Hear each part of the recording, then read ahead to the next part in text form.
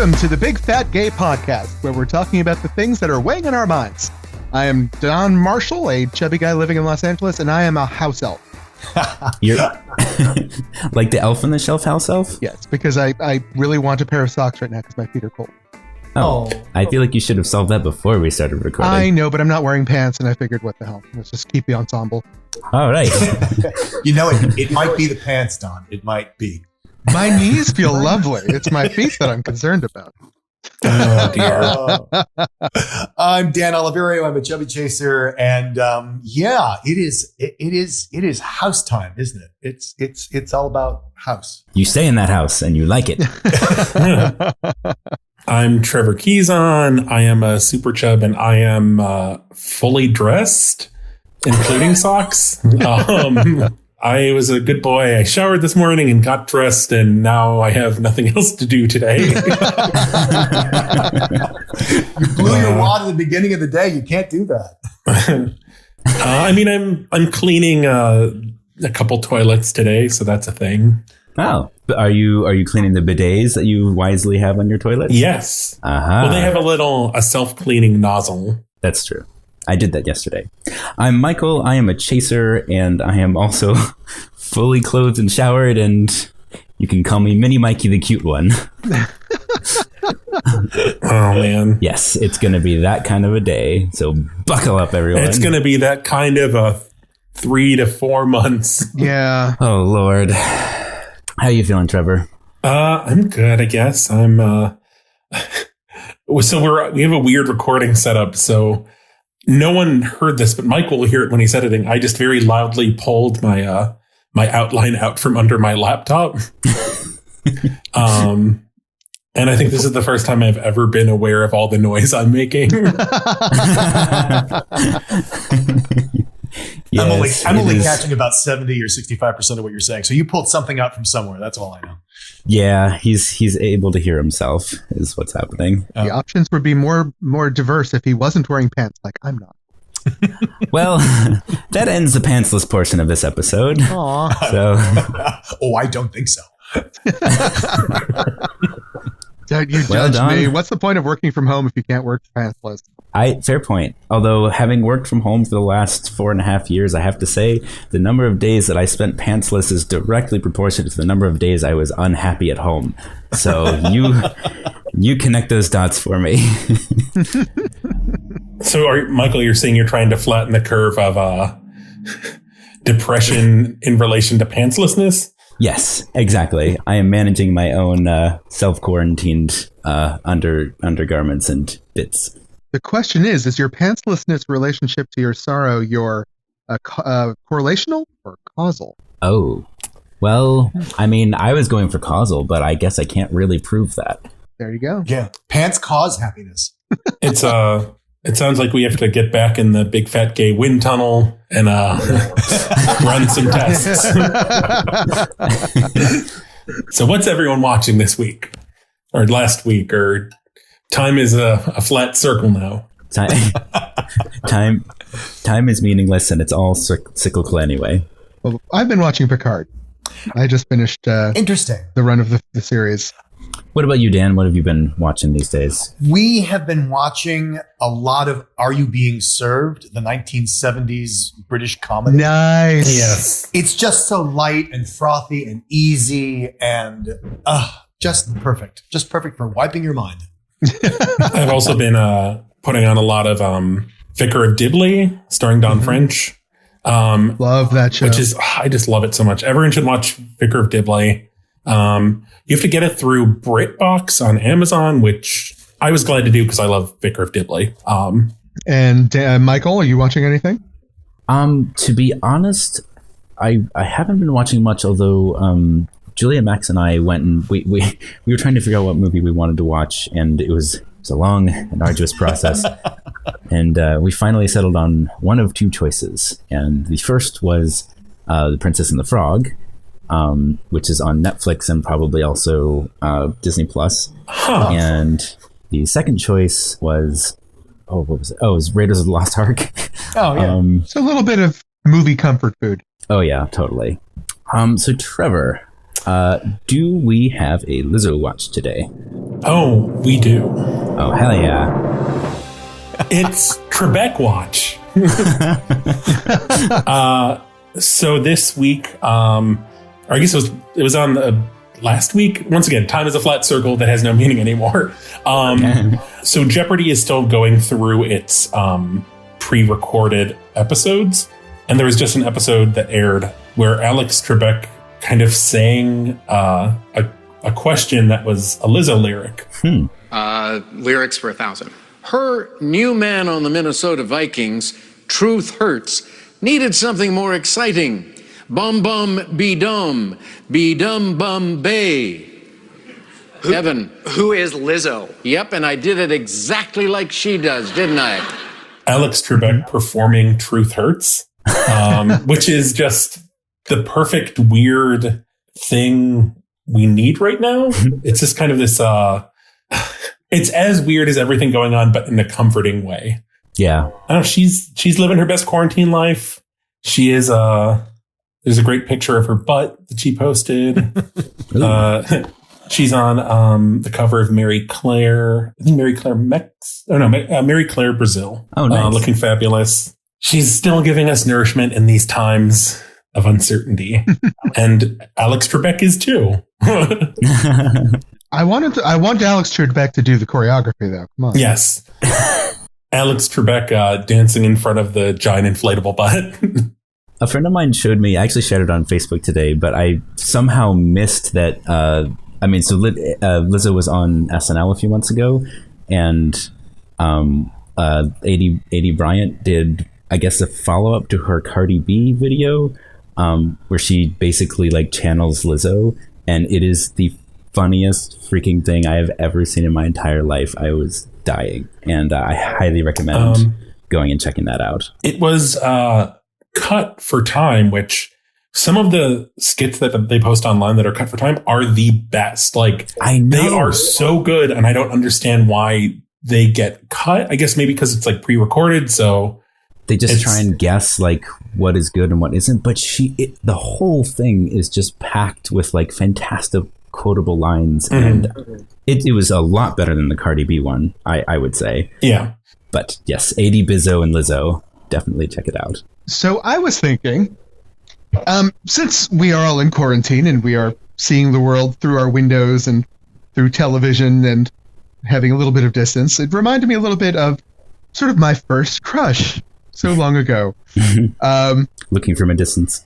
Admiring someone from a distance, not really sure what to do about it, all that sort of thing. And that made me think back to what some of the stuff that Dan and Michael talked about sort of not realizing their attraction until they had sort of a first crush later in life, or that sort of thing. Or maybe that's me putting words into your mouths. Like, I'd say for me that's accurate. I don't know, Dan, what do you think? I'm not sure I got that.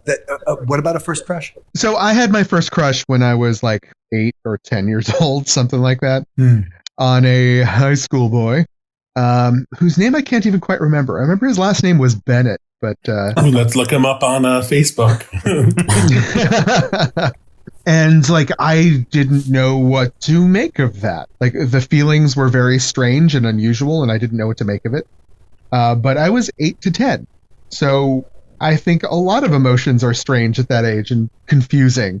So I'm kind of curious, like, Michael, at what age were you when you had your first crush, and were you equipped to deal with it and that sort of thing? Well, I can answer that last one with a resounding no. It's sort of the first crush I remember having, it was on I think I was 13, and it was on a very sort of chubby, tomboyish girl who I had spent sort of a summer camp with, and subsequently never saw again. It was very heartbreaking. Aww. And but that was sort of like a kid crush. Like, I think that was equivalent to what you were experiencing at 8 to 10. But my first real crush was when I was a freshman in high school. And the first day of classes, it was a long day, and I hated school at the time, and I was exhausted, and I go into the last period, which was English, and the teacher comes in, and I think my jaw actually hit the floor, or if it didn't, like it hit the desk on the way down. Like I was so people must have been staring at me because I was so obviously like struck.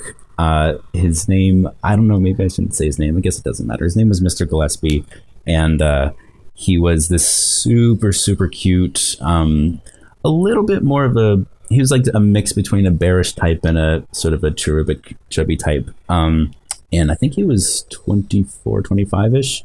And I spent the entire year just like dreaming from afar that one day he wouldn't get married to his fiancée, and somehow we would end up having. I'm now imagining like a junior high age Michael sitting in the back of a church. It's like, does anyone object? And he's just like, me. Do you want to know the truth that's stranger than fiction? Not only did we get invited to his wedding that summer, but I totally went to it along with other. Along with other people. I had made my peace by that point. I had we weren't allowed to basically what happened that year was I was just starting to sort of hit my stride in that high school. I was a little new to that school, and then it turned out I couldn't return the next year for a few reasons, and so I discussed that was told to me about halfway through the year when I was just really feeling good. Mr. Gillespie was the goalkeeper coach on the varsity soccer team, and I was sort of on track to be the next varsity goalkeeper, and I was so excited about that. And he was the English teacher for all of the classes, and I had it all planned out, you know, like when you have your life sort of set and you're like, this is how it's gonna go. And then couldn't come back the next year, and so I had the second half of the year to just like go through the various stages of grief, and then finally got a sort of a send-off trip to New York City where the whole class went at the end of the year, and randomly got assigned to his chaperone group. And so I get to sort of spend a couple days in New York City trailing him around. And he gave me the best compliment anyone had ever given me at the time, because I was walking at the back of the group, and he said that he liked that I walk slowly. Michael, I bet that made your little heart just flutter and swell. You have no idea. I was like... I was soaring in the clouds, and I got to sit next to him on the train. It was the best, and it was very. It was a lovely sort of way to. And then, so by the time I got to the wedding, I was in that sort of acceptance phase, as sort of evidenced by the reception afterwards. I went up to him, and I couldn't say a word to him all year, if that wasn't already obvious. Like I was mortified to even look at him in the eyes.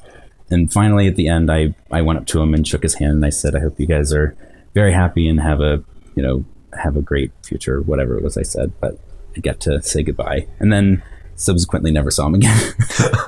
Until one afternoon in Paris, sitting at a cafe, I look up from my newspaper, a knowing glance. So your experience sounds sort of I get that, but it sounds sort of like any early crush, yeah? Oh, yeah. Yeah, but mine is completely I just feel not like that. What was yours? I'm curious. What was yours, Dan? Well, you see, it didn't make any sense to me. I was pretty much asexual for most of those years. I didn't even know I was gay till I was 20. I knew I was into fat when I was 5, but I didn't know I was gay till I was 20. And the intervening years were... it just nothing made sense, because I was pretty sure I wasn't into girls, and I couldn't be gay because you look at all these gay guys in these gay magazines. I knew what gay was. We lived next door to gay guys, and I wasn't attracted to thin gay guys either. Remember, it was the 70s. Right. So, not into men, not into women. Well, I guess that makes me asexual, before there was that term. And it wasn't until but I would still but fat was really fascinating to me. I just didn't know anything to do about it. And it was, and I think if the first time I really became aware of it was not until maybe strongly grad school, where there was this just huge, soft, doughy, handsome, redheaded guy. And that was my jaw hit the floor moment. And I did not know what to do about it. by that time I'd figured out I was gay, but I'd like never been on a date. And also it was like, oh, this isn't sexual. He's just really fat. And that's just really super interesting. and so it was, I have since become Facebook friends with him, many years later, and nothing happened. I told him a version of this that was much more PG, but I guess this is pretty PG to begin with. But it was that first like, oh my God. And just, I remember, just like how the light hit him when he was sitting at this particular table in this particular building. And like, oh my God, indelible in my mind. But yeah, I wasn't 13. I was 23.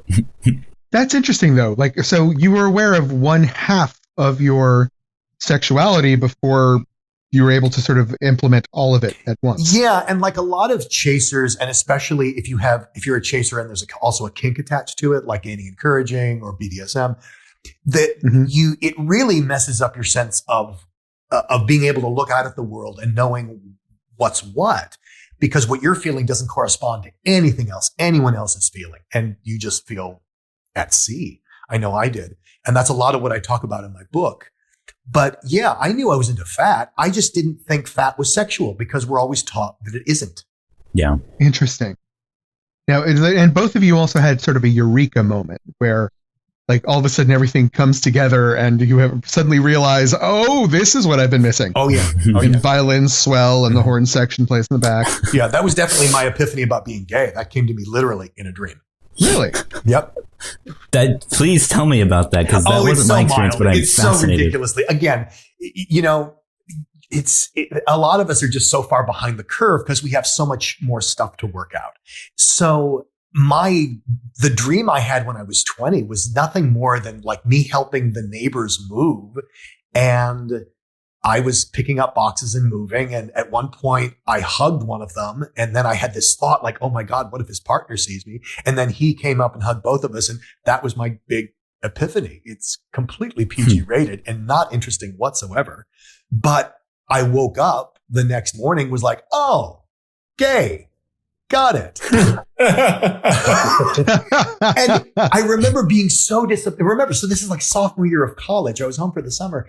And I remember thinking, being a little disappointed that I wasn't bisexual. And then it occurred to me, because, both, right? And then it occurred to me, well, straight people are considered normal and they're not bisexual. So I kind of got over that. And then I did what any good geek would do. I went to the library and researched the hell out of it. That is the most Dan thing you will ever hear today. So Trevor, how about you? What was your first crush? Do you remember? I mean, looking back, I remember what it was, but at the time I was not, like, it wasn't clear what it was. Like, it was definitely my best friend in first grade. And having this feeling of like, I remember it was, I think my 7th birthday, and he slept over, and it was just like a great time. And being like, trying to like parse away, like, when we get married, we should get married together. And like, we'll live next door to each other, maybe. And like, just like this, like, you're almost there. You're getting close. And then kind of once I realized I was gay around like 12 or 13, and then I realized like, oh, that's that like deep fondness I have for my friend. And actually, almost immediately after I was gay, I found out about the whole chub chaser thing just from, Google porn, like looking at porn and realizing like, I don't like, it's hard for me to insert myself into that because I don't look like that. Mm-hmm. And then finding, I remember it was this Chasers AOL homepage or whatever they called those, but it was like Chub Chaser, like porn stories and stuff and some pictures. And I actually ended up meeting the guy at a Chub Chaser event like years later. And I think I like said to him like, oh, I remember finding your website when I was like 12, and him just kind of be like, ugh. Like, so then that was like another piece in the puzzle, but it also made it hard because I'm like, oh, I know that there's this very specific thing that most people probably aren't part of. And then, you know, I still had this huge crush on my best friend, and puberty hit him especially hard. He had facial hair and abs in 8th grade.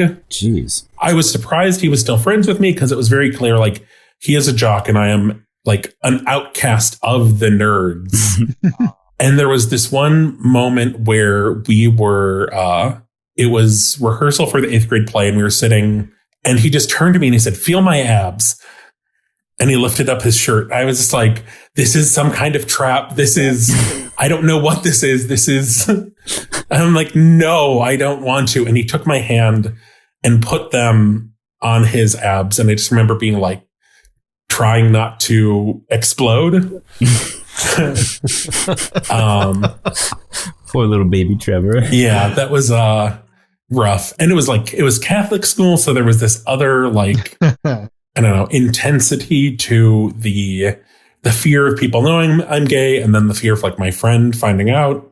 But it was kind of like knowing about the whole chip chaser thing so early was kind of difficult because there was this awareness of, oh, you know, there are people that are attracted to me, but now I have to try to find them. Yeah. I remember having that sort of sensation too of like, oh, okay, there's a place for me, but it's not where I am. Yeah, that was definitely my experience too. But it took me a while to get there because I had a very similar sort of. Trevor and I are almost the same age, so you know he and I think we're both sort of, as soon as you have some of those feelings, you go online and you figure it out. And so definitely discovered kind of what I was into through, you know, different websites and porn, and you know, a couple embarrassing moments because there was a shared family computer that we don't need to get into too much, but it's not as bad as you're thinking. But that was my only access to like cute, hot guys because, and this only really like struck me recently, but it occurred to me that there were no, like up to the point that I was a freshman in high school where I told you about Mr. Gillespie, there were no fat guys in my life, my age or otherwise, like none. Like maybe people you would sort of see out in the world, but nobody that I would ever have talked to, or and even other kids my age, for whatever reason, there was like, I mean, I felt like the fat kid because I wasn't the skinny kid, and that sort of shows like how weirdly skewed the demographics were where I grew up. But Michael, that is incredibly common for a lot of chasers. I hear that over and over again of a lot of chasers. They just don't know any fat guys. Where are these fat guys you speak of? And sometimes they feel like the fat guy. So yeah, you're so not alone in that. Yeah, that's interesting. I mean, that's super relatable. And I wonder what my teenage years would have been and how different they would have been if I had somebody like my age that I was interested in, that I could have potentially like experimented with and kind of gotten those typical teenage things out of the way earlier, because my development got delayed by like 5.5 years. Yeah, I was just going to say, based on that fact, it's very typical. Chubs and chasers are usually about 5 to 10 years behind the curve of their straight heterosexual normie cohorts. Mm-hmm. And if you've got that plus kink, it can be 10 to 15 years behind. Yeah. Which leads into one of the questions that I've wondered about myself. So like, my type definitely sort of follows off of that Kid Bennett that I mentioned earlier, right? Mm-hmm. Like I tend to like sort of leaner, athletic to average weight type guys, you know, specific look characteristics that he had, the, blue eyes, blonde hair, all that stuff. So I was curious if like my type came out of my first crush, or if my first crush was because I had a type, right? And it sounds like listening to you and Dan, like you had the opportunity to sort of formulate another type if that was the way it worked. What do you mean? What do you mean another type? So if you developed your type based on the people that were around you, then you would not be chasers, right? Right. It sounds like your type existed independent of your experience at that point. Yeah, the love map is formed. John Money, the sexologist, talks about how our landscape of sexual attraction, which he calls a love map, is formed. And he says, like a landscape, it's partially the innate conditions. Like if you look at a landscape, there's more granite there, or there's more sand there, or there's a beach nearby. But it's also what the human being undergoes, again, in a landscape, like how much traffic is there, how much seismic activity is there. So it is definitely a combination of nurture and nature. Interesting. That's actually a really, for me, at least as a visual person, that's a really clarifying way to put it. That's kind of cool. Mm-hmm. So Don, tell me, I'm curious, tell me more about your first crush, Bennett. Was there, or maybe like in your teenage years, did you have somebody that you were actually able to like talk to or do anything with, or how did that develop? Well, I grew up in a ridiculously small town, right? My graduating class had 9 people in it. Whoa. That's not small. That is like microscopic, like get out the electron microscope. Yeah. I can relate. My high school graduating class was 43. My town was, we had a post office, a bar, and when I went back after college, they had added a stoplight. Wow. So it was a big deal. I'm just imagining you slamming on the brakes. Like, oh my God. Where the hell did this come from? But yeah, so Bennett was this kid that was on the school bus line. I always got picked up super early, like 6:30, 7 o'clock in the morning, and the buses would just drive around in circles grabbing other kids. And then we got close to school. This tall, strapping athlete boy would get on, and I always had eyes for him. As soon as he was on the bus, I always knew. Yeah, I would always wanted him to sit next to me, but no, I was relegated to the midsection of the bus where it was always full by the time he got on. But yeah, so I never spoke to him. He never knew my name. He went to a different school than me. I've always been really interested in the idea of types because, I mean, obviously it's really easy for other people to kind of look at me and go, oh, well, we know his type. But as Dan and I have talked about, like, that's really not, like, you can't just throw every fat guy. Yeah, just because you're a chaser doesn't mean you're sexually attracted to every fat person in front of you. No. Right. And on the flip side, just because you're not a chaser and you're into other certain kinds of people, like, I feel like there's a lot of offense that certain people take to the idea of a type, like, oh, well, you should just be an equal opportunity into everybody, like whoever's a good person. And I feel like that's sort of like reductive and oversimplifies human sexuality and like just that's the Star Trek universe version of attraction. Yeah, and honestly, when I get my seminars, you must be attracted to all people. When I get my seminars, and somebody will talk about like, oh, I would, and anyone who loves me would just be fine. It's usually someone who's never been in a relationship and is desperately seeking one. And it often is they don't have a lot of practical experience in attraction, or certainly like having more than one attraction. Like they've never managed that. They like this person because they're really hot in bed, or they like this person because they're really great in a conversation. They've often never managed that. And so the complexity of what they're describing, they have no experience of. Something that I've come across in my life, and maybe this is just me being a defensive person sometimes, but I feel like you can never really truly explain your choice of partner to another person and have them get it. Like maybe people will get close, but I have found that a lot of times you just kind of have to like own your own truth because other people aren't necessarily going to validate that for you. A lot of that comes from the fact that I have dated older guys, pretty much my entire life, ranging though. I mean, I think there's a pretty broad range of like just a few years older to like 25 years older, kind of similar to Trevor and Dan. So. And to me, that's not really a barrier, and it's not a requirement either. It just is. But other people look at that and go like, oh, well, you're clearly into older guys. It's like, well, I don't know. I mean, I can be. Not always. Well, and you see that a lot with chubby chasers too, where the opposite takes place, where they don't date whom they really want. They date who their friends really want them to date. That they put a lot of stock in who they should be dating and tend to, shop in that store, tend to look in that pool. I admit I have a tendency to do that too. When I'm with a guy, I have been with multiple guys where I've looked at them and like they're pretty and they're lovely, and then they open their mouth. And I'm just like, I cannot introduce this person to my friends. This person will never mix with them either for whatever reason. And that's sort of it's a strike against them. I don't know if that's, I'll still hang out with them one-on-one, but. I would say that's probably also representative of how you how you take them, because you've by this point in your life you've picked very specific close friends that are your friends for a reason. So if you're having a reaction to the guy when he opens his mouth, like that's just not going to work for you either. Regardless of whether or not. I have to say that's true. I am a person who tends to build forever friends. But I mean, Trevor and I went through this a lot. I think Trevor will agree with me. One of the big obstacles that Trevor and I faced, even like, are we going to make a go of this, was that, our friend groups are really, really not the same. Would you agree, Trevor?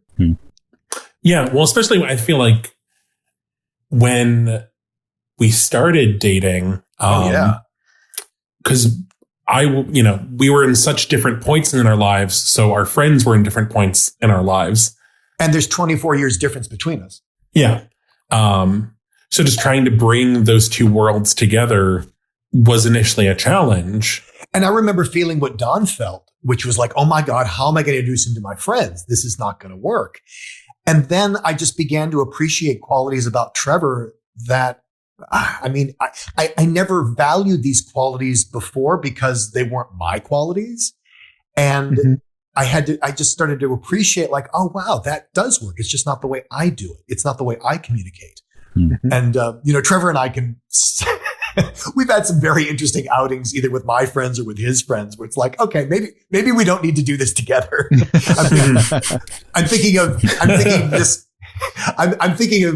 where Trevor was with me and a couple of my high school friends. And, the conversation naturally, drifted into the politics of international opera production. And yeah, as I was just like sitting there, like staring at the table, like I wish I had some crayons right now. and I've been with Trevor, and Trevor just comes so alive when he's with his homies and his friends, and I feel like like I'm dad at the play date, Or I'm thinking of when this was last year at my birthday. We were going around Little Tokyo, and Dan was, after like one store, he was like so done. And then after 3 stores, he was like, can I go home? Because they're all into anime and they're all into this Japanese stuff. And I had no touchstone for this whatsoever. And I'm like, I think I should probably just let you guys have an amazing time. But I think that's healthy. Yeah, it is too. I know way too many couples that just insist on doing everything together, and it's like, and then fighting about it. What the hell is the point of that? Yeah, I have a story. So my I was living in Chicago at the time. My family all lived in downtown Chicago. They came from the suburbs on the train. They both got really drunk, and they were getting on a bus to go back to the train station. My uncle stepped on and the bus pulled away. He was holding my aunt's purse that had my aunt's cell phone, all of her money. And they are very codependent. And she was just this kind of like drunk sobbing mess, because she just was like, I don't know what to do without my husband. He's not here. What am I going to do? And like kind of drunkenly sobbing about this to a homeless man who gave her money and is like, God.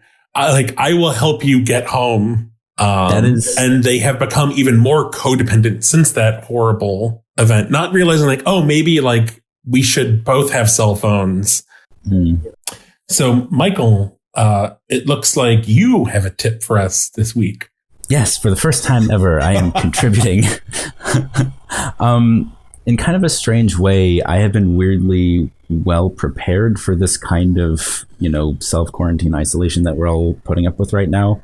I work as a freelance video editor for the most part, and for the last 4 years, I've pretty much just worked from home, besides odd project here and there. So until I moved in with Julia and Max very recently, I was living by myself and working from home in a pretty isolating place, and it became this sort of like marathon of managing my own sort of like health and mental health and sanity, and just like it, if you live by yourself in your home all the time, you have to really enforce your own rules and become somebody who takes care of themselves, which for me, for a lot of people that's not an issue. For me, it is kind of an issue. And so I kind of came up with these 10 tips, and I shared them on my Facebook page, and we can share them as well on the website and some other social areas so you can see them. But just quickly running down the list, these are kind of my 10 tips for taking care of yourself and, maintaining your own sanity while we're all stuck at home. And hopefully these will help you guys. And feel free to jump in if you have any things that pop up, because I know the first one is going to be definitely, I have, self-care, always shower in the morning. That's the first one. Brush your teeth, even if you're alone, put on deodorant, dress and groom yourself like you're about to walk out the door. That, for me, was so vital because it was the way that I could prepare mentally to work. But I think also in times like this, where you don't have any reason to do any of those things necessarily, it is still really important to manage your own kind of space and body and mental health, because that is going to give you some semblance of normalcy, which I think we all could use. So Trevor talking about like showering this morning, and now he doesn't have anything left to do today. it's kind of relatable. And I know that I've talked to a couple of people who are like, my older sister actually was like, it's embarrassing how, because she's been doing this in Seattle for like almost a month now, or maybe like 3.5 weeks. And she was like, it's embarrassing how long it took me to just figure out that first one. And it's easy to forget, but it's also really, really helpful. Number 2, this is just general good advice, but get up and move every 30 minutes to an hour. Just move yourself. Maybe go in the other room and lie down if you've been sitting a lot. Just generally not letting your body settle into the same position for more than 30 minutes to 60 minutes. I've not really been following that one. I mean, I fidget a lot. I think it's also good for just a change of scenery. Mm-hmm. Mm-hmm. Yeah, that's a huge part of it too, because when I lived at my old place for 3 years, it was a studio apartment in Hollywood, and it was tiny. It was like 280 square feet. Wow. And I had nowhere else to go. Yeah. I literally had no other rooms to hide in. And so when I finally got to my place in Burbank, where I was living for a year, and it was amazing because I could get up from my desk and walk into the living room. And just that one simple thing was huge. It was such a relief. It was so refreshing for me. And that would just, it made all the difference. Reach out to friends. Number 3. However you can. I feel like people are being pretty great about this, at least the people I know, reaching out, whether it's text or chat. You don't have to make a huge conversation out of it if you don't want, but those are always nice. Just stay connected. And then number 4 is like, no, seriously, friends and family. In my experience, they are the only surefire way to stave off depression. So, everyone deals with this stuff, especially now, like literally everyone is dealing with it. And it's the only surefire way that I have found to just stay yourself and not in your own head too much. Number 5, exercise if you can. This doesn't mean you have to be like sweating and exhausted. Just go out for a walk around the block. Or, if you're able, do a little home workout routine. Obviously, Trevor has done some really great research into Fat Kid Dance Camp and all of that stuff. Fat Kid Dance Club, I think. Fat Kid Dance Party. Got there in the end. And there's a lot of great resources that you can find online like those to help you just move yourself and do something a little more active than getting up and walking around from room to room. And hopefully it'll help you kind of keep that cabin fever at bay, because, we're all consuming food the same way we normally do, but we're not out in the world as much, more than likely. So finding a way to sort of burn off that extra energy is going to really help you. Number 6, this one is a hard one for me to follow because I'm not great with lists, but if you can, create a to-do list with only 3 things on it. It doesn't matter how inane they seem. It can be something as simple as doing the dishes, or literally just reorganize your desk, or, go out and lie in the yard. I really like that a lot because I find that the less I do, the less I do. The less I do, the less I do. Mm-hmm. And so like, wow, my big event yesterday was I clipped my nails. Or like Trevor said, he took a shower this morning. Now what? Hey, I also have cleaned a toilet, and I planned on cleaning another toilet. Oh, bravo, sweetheart. You bravo. do it. So there's my 3 things. And you know what? That's exactly the point. Just having a couple things, and you can laugh at the fact that they can be completely mundane and inane, but you know what? You're doing something. You set a goal for yourself, and you did them. And once you're done, just give yourself a chance to relax, stop, watch YouTube, do whatever you want, enjoy the feeling of accomplishment, because you are doing important and useful things. You're taking care of yourself, and that is worth celebrating, even if it seems small. Mm-hmm.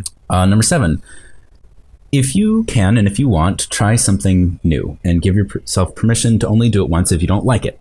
But, maybe try it. I haven't played guitar in about 3 years, but I mean, hell, what else am I going to do right now? But give yourself something to try, because I think staying curious about things is one way that we stay alive. And, when you're stuck in your home, it can be hard to come up with stuff. But for instance, I've noticed that there are a ton of advertisements for the master classes, like on YouTube, like all different subjects. There's just anything you can think of. There's somebody has recorded, like Gordon Ramsay has done a master class. He's done 2 now, I think.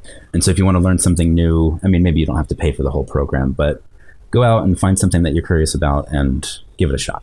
I've thought about making sock puppets. I think that would be awesome. Oh, Trevor, you could give a masterclass in sock puppet making. What is a sock puppet? What isn't a sock puppet? And building on that idea, and these are 2 separate things for a reason. But number 8 is start a passion project. Now, this is not, I think this is maybe the least required of all of them, because not everybody has some big project that they want to do or dive into. But if you have that kind of a mind and there's something that you've been, thinking about or brewing on, or maybe it's not even something you've taken all that seriously, but like for instance, for me, I've been working on a sort of D&D style role-playing game that I've been working on for 2 years now. And I've been putting a lot of time and effort into building the handbook. And that is sort of this side passion project that I've had. And I have a lot of time that I can put into it now. Not everybody has that. So, but if you do, sometimes that can just be more rewarding than anything else on this list. Number 9 is really, really basic, but I think really important. Eat defined meals, like breakfast, lunch, and dinner, and then some snacks here and there. But like for a long time, my biggest enemy was just like eating whenever I felt hungry, which translated into eating whenever I was bored. And whenever you're home 24/7, boredom is a real thing. And a little shout out to my little sister and her husband, Max. Like Julia and Max have been cooking and doing this amazing job of just like providing a smorgasbord of food and dinner options for me. And I get to sort of benefit from that. So if you have any way of having even remotely something like that, I highly recommend. I think they're still doing like food delivery services. So if there's a way to get just a delicious meal like once a week or once a day, that can be kind of a lot of places right now are also offering discounts on delivery and just food in general, because they're so starved for the business. Mm-hmm. So it's also a good way of supporting restaurants around you that you like, that you want to be here in 2 months. Yeah, absolutely. And please tip the shit out of your delivery drivers. Yeah. Yeah. I was going to say that some restaurants are actually providing something in between where they'll deliver you a ready-made meal. Ready-made in the sense of you cook it. Like it's all assembled, all the ingredients are put together, it's been prepared. Kind of like if you were going to do Blue Apron or something, but it's being provided by your local restaurant and you know what they make because you order from them. Yeah, I think that's awesome. What was tip 10? Number 10. This is the most important one as far as I'm concerned. Give yourself permission to fail. You are allowed to have an off day. You're allowed to feel crappy and down and depressed. It happens to everyone, meaning everyone will be able to relate and to help you. And for that, I refer you to number 3, which is reach out to people, especially now. Like, it is a relatable situation and you will at some point need to be able to lean on somebody. And I really hope that that person understands this won't last forever. And so right now, what we're focusing on is just getting through the day to day and focusing on right now. I like that, Michael. Would you agree with this? I know that I'm not the best at reaching out to people because, I don't like the phone. I have issues with Skype and, the whole video delay thing. But what I wanted to say is, I don't think you ever feel like it. Like you don't go, oh, I think I feel like getting on Skype with my friend so-and-so. I don't think you ever feel like doing it, but you feel better doing it and after you've done it. Would you agree with that? Oh yeah, absolutely. It takes a lot of times. It takes a little bit of build up to just do it. Yeah. And you can't but I wait always for feel you to better be, afterwards. And you can't wait for yourself to be in the mood. You can't wait for yourself to feel like it. You're never going to feel like it. Yeah, definitely. That's certainly for me. Yeah. I don't know, Don and Trevor, do you feel the same? I think so. Yeah. So those are my 10 tips. And I think I feel pretty good about it. I think that's kind of everything in my brain that could potentially just help you on the day-to-day basis. I think that's awesome. And if any of our listeners have any other suggestions for stuff, go to our Facebook page and post them up there for people to get through this. So since we were talking about crushes this week, I thought it might be funny to admit some of our fictional crushes that we've had in our lifetime. That means people that do not actually exist. Comic book characters, cartoon characters, book characters.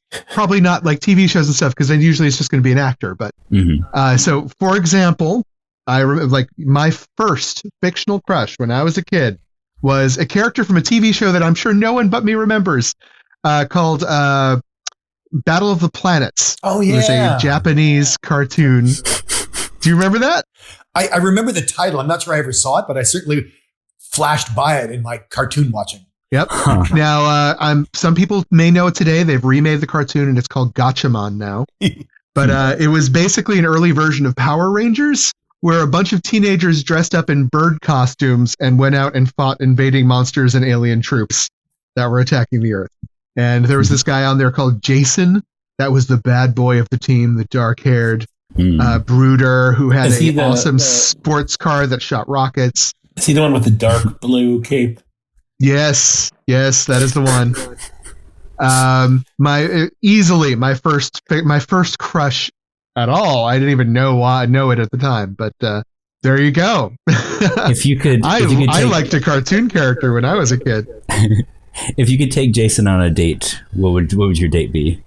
Oh, I mean, he does it for work, but he looked so good flying. I'd want to take him to one of those wind tunnel things where you can he looked really good flying. That's all I'm saying. Who's up next? I mean, I have one that I've definitely like many human ones, like the Red Power Ranger, but in thinking about it, I definitely had a crush on, this is an embarrassing one. And I don't know if anyone will know it. The human form of Darkheart from the Care Bears movie. Okay, so for those of us who haven't seen the Care Bear movie. Oh, I'm looking at Darkheart right now. That is a tracksuit right there. Yep. That is a tracksuit to be admired. Okay, so Don and Trevor clearly have something for the bad boy type. Dan, do you have, is it possible that you have an answer for this? I sort of do, although I came to it later in life. It's a cartoon character, Booma, who probably nobody knows because nobody knows this cartoon. Booma from Super Duper Sumos. And you can probably find it somewhere. I actually bought the videos, but you can see Super Duper Sumos is a group of 3 young, attractive sumo wrestlers and their crime fighting escapades. And that's awesome. It's really hot. I feel like that has to be like the fact that there's a lot of stuff with their butts and like crushing people with their butts. And it seems like you're just looking at my butt. Well, yeah.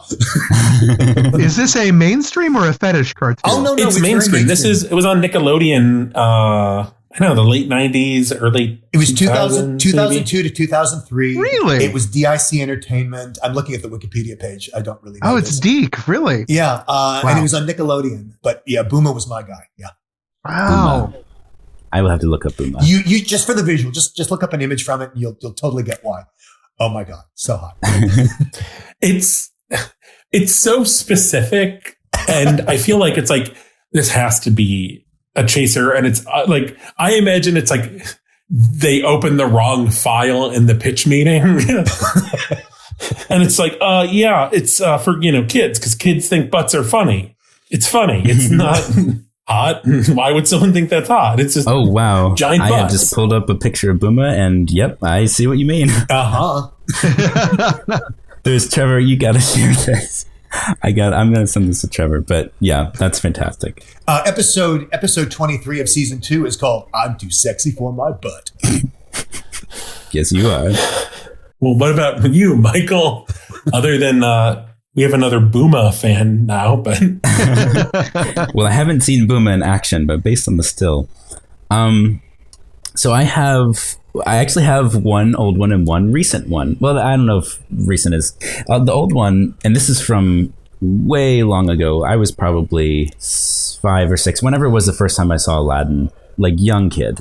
And it's the Sultan, the Jasmine's father. Oh, yeah, I get that. oh, that makes sense. And he's just, he's super like chipper and sort of innocent and Very roly-poly. round. Yep. He's very roly-poly and cherubic and delightful.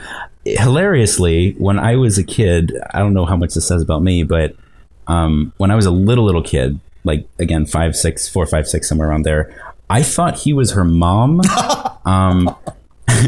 I don't really know why.